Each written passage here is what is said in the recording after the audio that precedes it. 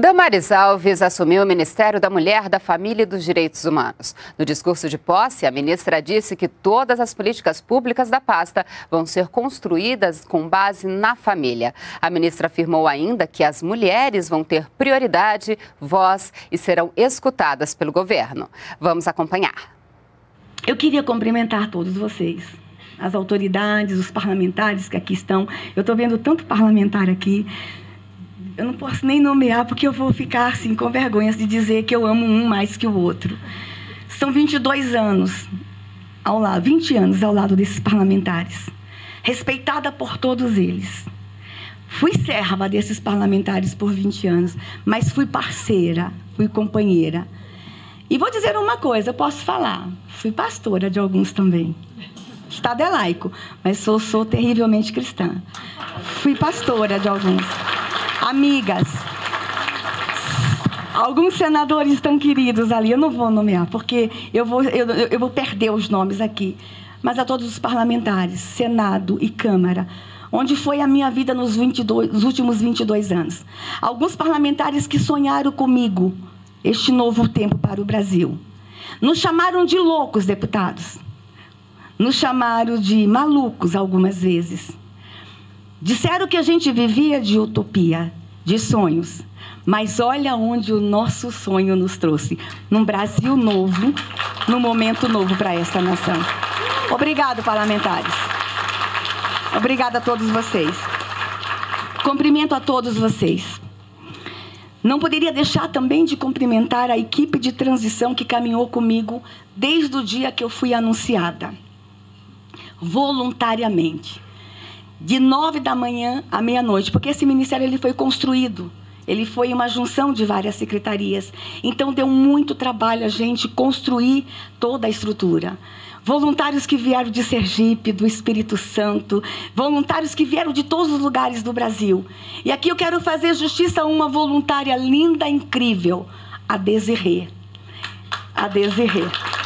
Desirê, que veio do Mato Grosso do Sul, jovem, negra, extraordinária, e que veio nos ajudar a escrever as políticas públicas para a Secretaria da Mulher, e por ter sido vista lá nos corredores, sofreu tanto na imprensa. Nosso abraço, nosso carinho a Desirê, e ela não está fora desse time, saibam disso. Quero agradecer ao presidente Bolsonaro por ter acreditado e confiado e me convidado para ser a ministra. Alguns disseram que eu não tomaria posse ontem. Oh, consegui, yes! Disseram, inclusive, que iam me matar. Não conseguiram. Estou aqui. Agradeço ao presidente Bolsonaro, mas, antes de tudo, eu agradeço a Deus por essa oportunidade. Em 2018, a Declaração Universal dos Direitos Humanos completou 70 anos. Temos muito a comemorar. No entanto, ainda temos muito no que avançar. Avançar no cuidado integral, na construção e implementação de políticas públicas que não sirvam mais para fins eleitoreiros e enriquecimento ilícito. Temos que avançar na construção e efetivação de políticas públicas que sejam duradouras, estruturais e promovam ao nosso povo melhores condições de vida plena em todas as suas vertentes. E por falar em vida, eu falo vida desde a concepção.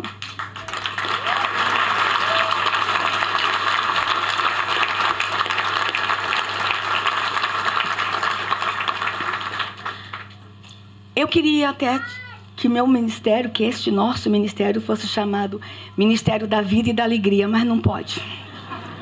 Para este governo, os direitos humanos são universais e serão respeitados. A vida, nosso bem maior, é o ponto de partida. Esse ministério foi pensado e estruturado a partir dela, de sua proteção e seu cuidado. No que depender deste governo e desta equipe, sangue inocente não será mais derramado em nosso país. Esse é o Ministério da Vida. Quando digo vida, eu também falo vida em abundância. Mas esse também é o Ministério da Mulher. Nesse sentido, todas as mulheres de todos os povos, cores e raça serão alcançadas. Nenhuma denúncia de violência contra a mulher que chegar a este governo será ignorada. Todas as brasileiras precisam receber salários dignos e igualitários. Da mesma forma, combateremos juntamente com os órgãos federais todas as formas de discriminação. Vivemos em um país multicultural, com vários credos, línguas, cores, crenças, povos e raça. E isso talvez seja um dos nossos principais ativos. Lutaremos por eles. Tudo isso já é protegido por nossa Constituição e pelo Tratado Internacional de Direitos Humanos, do qual o Brasil é signatário. Mas as mulheres terão prioridade nesse ministério. Nossas avós, mães, meninas, enfim, nossas brasileiras terão o respeito que merecem. E lutaremos para que não sejam tratadas mais como massa de manobra. Temos a garantia de nosso presidente da República, de que as brasileiras terão voz e serão escutadas por este novo e restaurador governo que se inicia. Somos o 5º país do mundo em feminicídio. Que vergonha! A cada 11 minutos uma mulher é estuprada. A cada 7 minutos uma mulher sofre algum tipo de violência. Chega, basta. Chega de violência contra a mulher nessa nação. Este é o Ministério da Família. De igual forma, nossas famílias têm assento especial à nossa mesa. Para isso, criamos a Secretaria Nacional da Família, que cuidará especialmente de nossas famílias. Nossos homens, assim como nossas mulheres, também serão respeitados e cuidados. Todos merecem oportunidade e apoio para cuidarem de suas famílias, seja qual for a sua configuração. E deixa eu aqui dar um testemunho. Eu e minha filha somos família. Eu sou uma mulher sozinha com uma filha. E nada vai tirar de nós esse vínculo. Nós somos família. E todas as configurações familiares nesse Brasil serão respeitadas.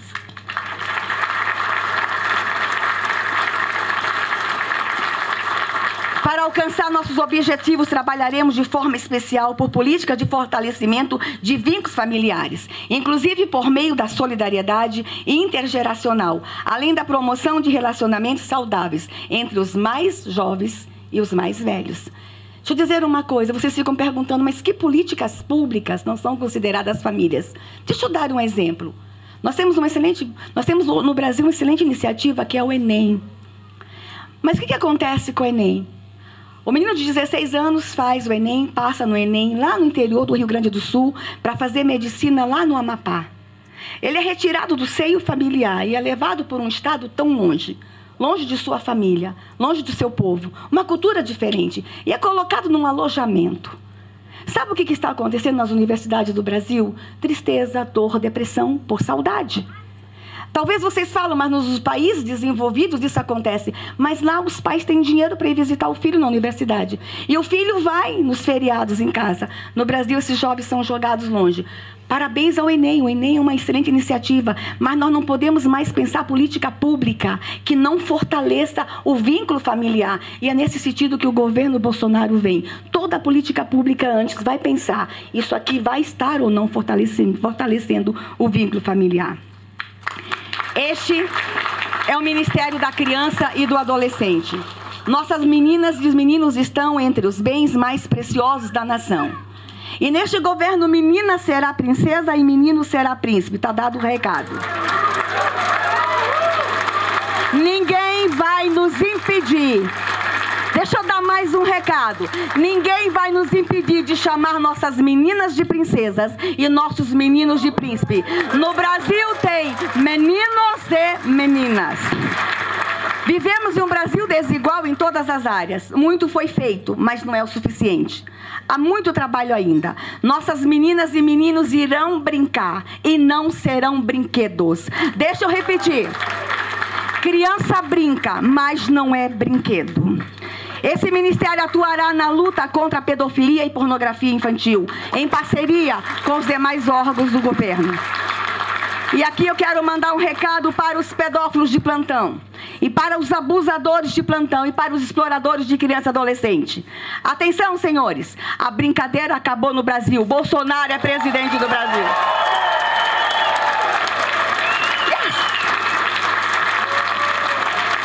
Deixa eu mandar um recado também para os turistas que fretam aeronaves para vir no Brasil pegar nossos meninos e meninas. Venham para o Brasil. Venham conhecer a floresta amazônica. Venham na Bahia comer acarajé.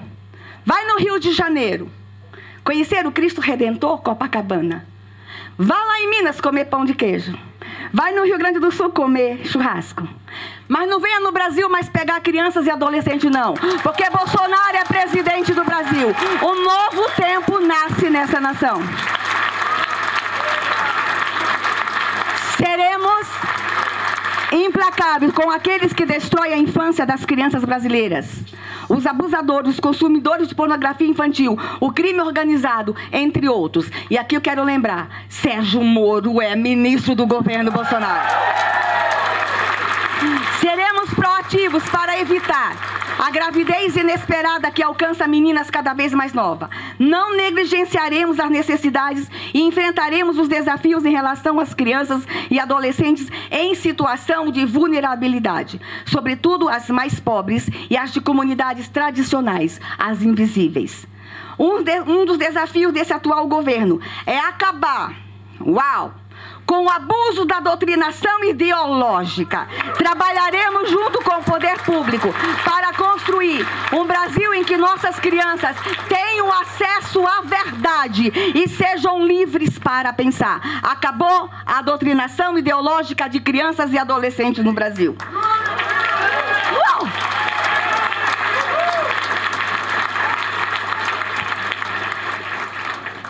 30 crianças são assassinadas por dia no Brasil. Somos o pior país da América do Sul para ser menina.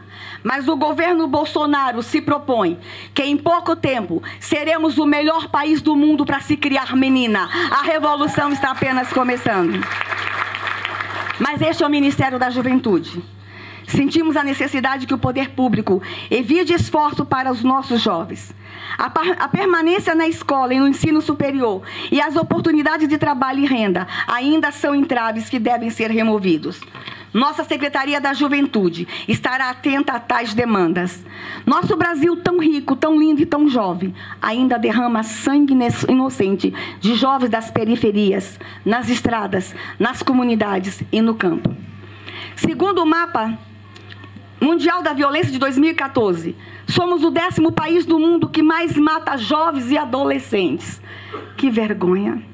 E segundo a Unicef, somos o 7º país do mundo que mais mata adolescentes. Além disto, o número de suicídios tem aumentado de forma assustadora. Infelizmente, os especialistas nos informam que 20% dos jovens e adolescentes no Brasil estão se automutilando. Segundo a OMS, somos o 8º país do mundo em suicídios. Pais perdendo filhos cada vez mais jovens para o suicídio. A criança mais nova que está falando com essa ministra e que quer se matar e está se cortando tem apenas 7 anos de idade. Mas já há registro no SUS de crianças de 5 anos de idade. O suicídio alcançou as nossas crianças e adolescentes. E essa secretaria, esse ministério vai dar uma atenção especial, junto com o Ministério da Educação, junto com o Ministério da Saúde e o Ministério da Cidadania, a questão do suicídio e automutilação de crianças, jovens e adolescentes. Os pais que não sabem o que fazer, professores que estão desesperados, educadores que não sabem como lidar com a situação, conselheiros tutelares, nós vamos fazer um grande time. E nós vamos levar esperança para as nossas crianças. Nossas crianças estão se cortando, gente. Não é porque elas querem se aparecer. Elas estão em profundo sofrimento. Isso é um fenômeno que nós vamos aprender a lidar com ele. E nós vamos aprender isso juntos.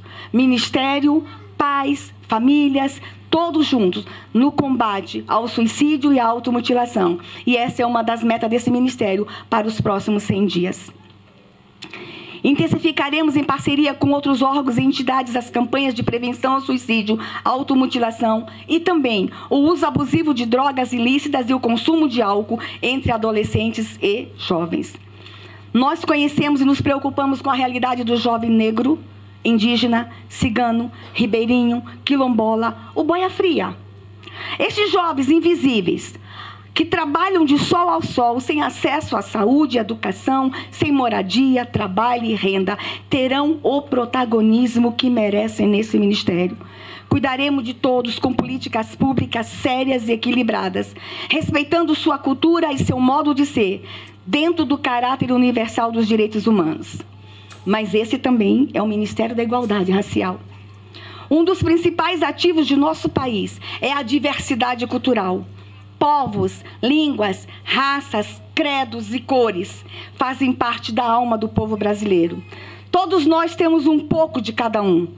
Esse ministério cuidará de todos, respeitando as suas individualidades, promovendo políticas públicas equitativas que ofereçam oportunidades e proteção a todos. Gente, nós temos nessa nação 305 povos indígenas diferentes. Vocês conseguem entender a grandiosidade dessa nação? Fala-se mais de 200 línguas indígenas no Brasil. Esse país é lindo, é belo. A pluralidade cultural desta nação é o que nós temos de mais lindo para mostrar para o mundo. Nós temos 3 povos ciganos que falam 3 línguas diferentes. Somos 800 mil índios e mais de 1 milhão de ciganos. Este país é incrível, é belo e nós não vamos entregar esta nação. Essa nação é do povo brasileiro, essa nação é nossa, essa nação é de todos nós.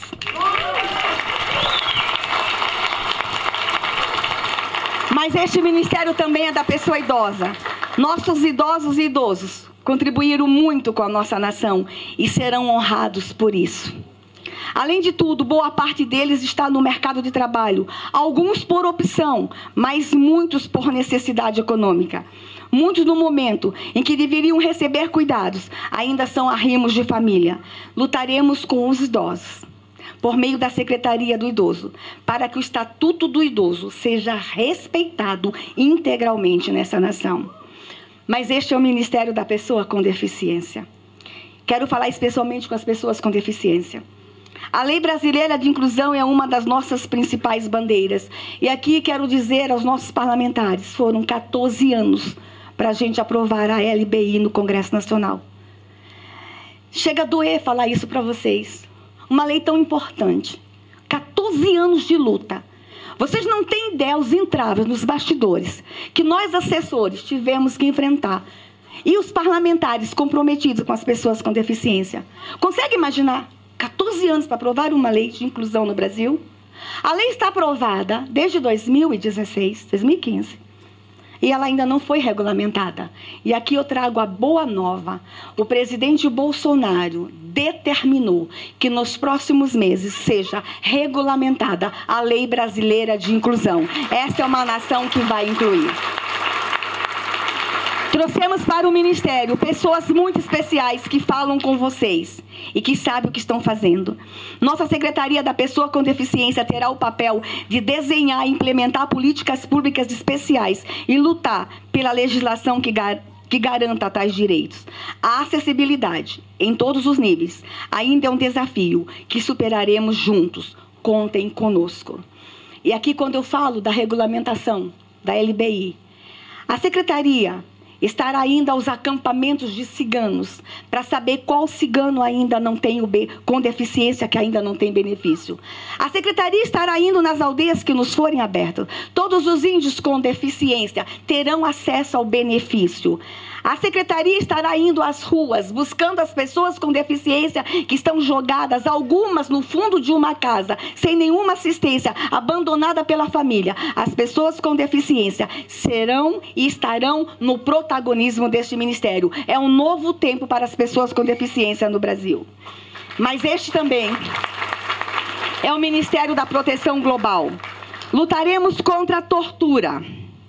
Teremos um diálogo aberto com a comunidade LGBTI. Nenhum direito conquistado pela comunidade LGBTI será violado. Combateremos o trabalho escravo. Apoiaremos as pessoas em situação de risco, o morador do semiárido, o morador de rua. Protegeremos as testemunhas ameaçadas e promoveremos a educação integral voltada aos direitos humanos. Agora eu quero falar de mim. Quero falar um pouco de mim e meu sonho para esse ministério. Sou mulher, nasci mulher, sou mãe adotiva sou cristã. Nasci no Paraná. Estudei em São Paulo. Segui para o Nordeste. Morei na Bahia, Sergipe. E me autodeclaro sergipana. Porque Sergipe é o paraíso. Estou há mais de 20 anos em Brasília. No entanto, passei boa parte de minha luta lá no Nordeste, então eu sou nordestina. Meu coração é nordestino. Sou como muitas mulheres brasileiras. Trabalho, cuido da minha casa e da minha família. Vivi a dupla jornada, como muitas das mulheres no Brasil. Boa parte da vida tripla. Durante as faculdades de pedagogia, direito e os cursos de especialização. Trago a experiência de mais de 30 anos na luta pelos direitos humanos. Já dormi na rua para proteger meninas e meninos de rua. Tem um deputado ali que me conhece desde que eu tinha 2 anos de idade. Já caminhei com os perseguidos em todas as esferas que vocês possam imaginar. Já apanhei da polícia na rua, e muito. Não era para falar isso, mas eu vou falar. Conheço de perto a luta dos povos indígenas. Sou mãe de uma menina indígena. A mais linda indígena do mundo é minha filha.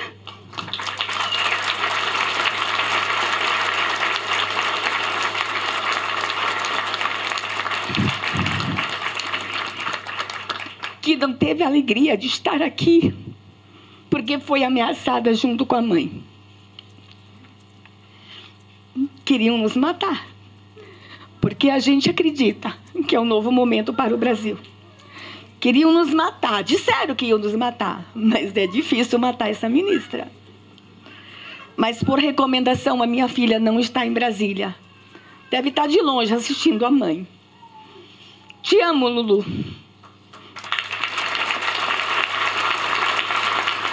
Minha história.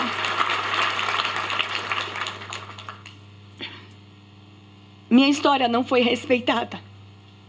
E por muitos meios de comunicação. Como vocês sabem, senti na pele o abuso físico, sexual, psíquico. E nos últimos dias também o abuso moral. Foram implacáveis comigo. Minha crença virou chacota e motivos de risada, tanto nas redes sociais como pessoalmente, inclusive por grandes intelectuais, parlamentares, líderes de partidos. O abuso que sofri, algo íntimo, compartilhado entre os meus irmãos de fé e de quem nunca escondi, virou manchete de jornal. Nunca falei da minha vida íntima como discurso de Estado. Não tenho nenhum orgulho de ter sido barbaramente abusada. Isto não é orgulho e isso não me fez ministra. Não fui respeitada. Não fui respeitada como menina, como mulher, como mãe e como filha. Não fui respeitada como brasileira. Minha história não foi veiculada com muito conforto e motivo de superação, mas como escárnio por uma pequena parte da mídia de forma irresponsável. Quando riram de mim, riram de 1/3 das meninas no Brasil que são abusadas sexualmente. Chorei não por mim. Tenho meu consolador. E queiram vocês ou não, ele sobe em pé de goiaba.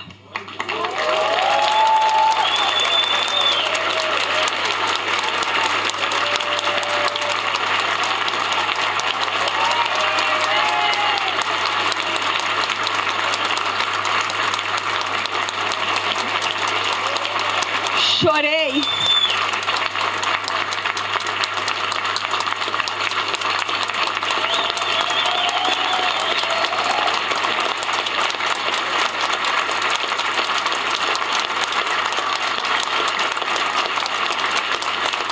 Obrigada. Chorei, não por mim. Chorei pelas meninas e meninos que são abusados, violentados e maltratados em boa parte das vezes na sua própria casa. Mais de 60% dos abusos acontecem dentro de casa. 95% dos abusadores são pessoas muito próximas das crianças. algumas abusadas nas escolas, nas igrejas, nos lugares onde congregam para celebrar suas fé. Por aqueles que deveriam protegê-las. Chorei por aqueles e por aquelas humilhados e maltratados, que nem sempre têm um lugar para subir e chorar. Eu tive um lugar para clamar por alguém que veio em meu socorro. Eu tive. Choro por aqueles que o Estado não alcança e que algumas vezes não faz o mínimo esforço para alcançar. Choro pelas minhas crianças indígenas, pelas mães indígenas que gritam por socorro. Não é lenda, não é brincadeira. Mulheres indígenas nesse país ainda são obrigadas a enterrar suas crianças. E eu quero deixar bem claro aqui uma coisa. O índio ama desesperadamente seu filho. Os índios amam desesperadamente suas crianças. E alguns índios, em nome da cultura, e por não saber o que fazer, às vezes são obrigados a sacrificar suas crianças. E a gente finge que não sabe. Eu vou contar uma coisa para vocês. São 305 povos. Não são todos os povos que ainda matam suas crianças. Pouquíssimos. 10, 15. Mas vocês acham que a mãe indígena quer matar seu filho? Vocês acham que é confortável para uma mãe indígena enterrar sua criança viva neste país? Essas mães choram na floresta. E o nosso silêncio soa para mim como hipocrisia do branco dominante. Mães indígenas, eu quero que vocês que são mães imaginem uma mãe indígena lá no interior da Amazônia, que é mãe de uma criança surda e que ela amamentou por 1 ano e que ela ama desesperadamente essa criança. E com 1 ano ela descobre que a criança é surda. E seu pajé recomenda a ela enterrar essa criança. Vocês conseguem imaginar essa mãe cavando um buraco? E seu filhinho em volta, engatinhando, olhando para ela, rindo, achando que mamãe está brincando? E mamãe ter que enterrar viva? Vocês acham que essa mulher é feliz? Não é. Essa mulher não é feliz. As mulheres indígenas estão pedindo socorro no Brasil. As crianças indígenas estão pedindo socorro. Quebramos o tabu. E vou dizer uma coisa, eu não quero que ninguém que ouve o meu discurso sobre o infanticídio indígena fique bravo com os índios. Eu quero que essa nação tenha compaixão. Eu quero que essa nação seja solidária. Eu quero que essa nação ame os indígenas brasileiros. Chega de preconceito com os nossos índios. Chega de discriminação. Fui acusada. A imprensa fala que eu sou sequestradora. Sou perigosa.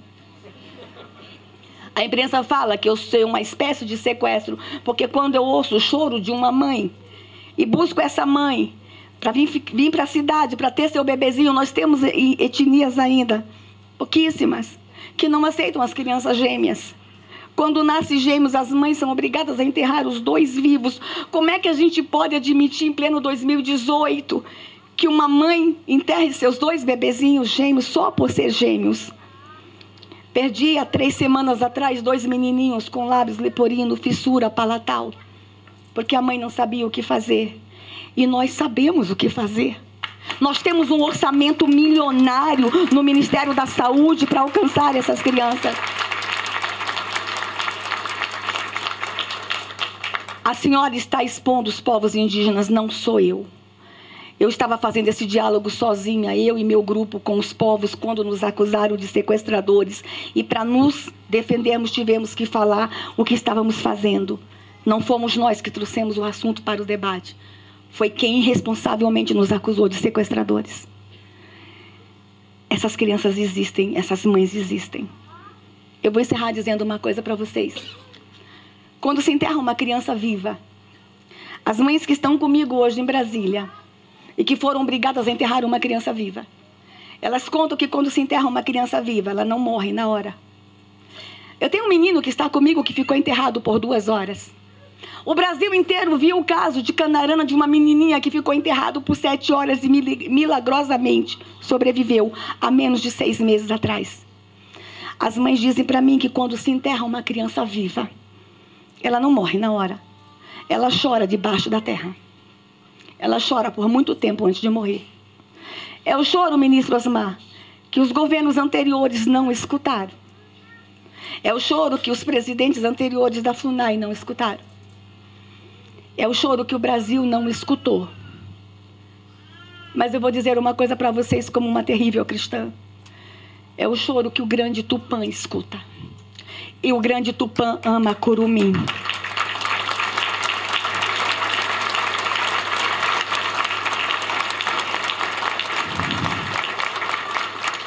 Chega de choro de curumim.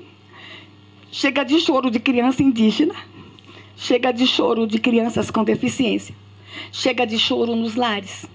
Chega de choro nessa nação. Eis que surge o Ministério da Vida e da Alegria. Sejam todos vocês bem-vindos.